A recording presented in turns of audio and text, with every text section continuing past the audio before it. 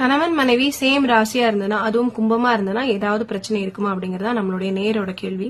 ஆனா இதுக்கான பதில் என்ன அப்படின்னு பாத்தீங்கன்னா, ராசினால மட்டும் யாருக்கும் எந்த கெடுதலுமே வந்துட போறது இல்ல. உங்களுக்கு ராசி ஒன்னா இருந்தா என்ன பிரச்சனை வரும் அப்படின்னா, இப்ப கும்பத்துக்கு 7.5 சனி போயிட்டு இருக்கு. சோ 2 பேரும் கும்பமா இருக்கும்போது 2 பேருக்கும் ஜென்ம சனி நடப்புல இருக்கும். 2 பேருக்குமே பிரஷர் நிறைய இருக்கும்.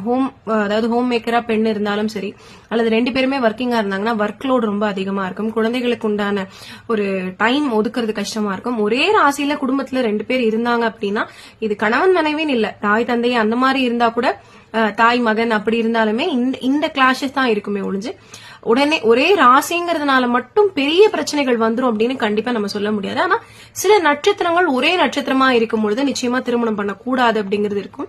அது ஒரு டீடைல்டான சப்ஜெக்ட், அதை நம்ம தனியா பார்க்கலாம். பட் ராசி ஒன்னா இருக்கிறதுனால மட்டுமே எந்த குடும்பத்திலயும் பெரிய பிரச்சனைகள் எதுவும் வந்துவிட போறது இல்ல.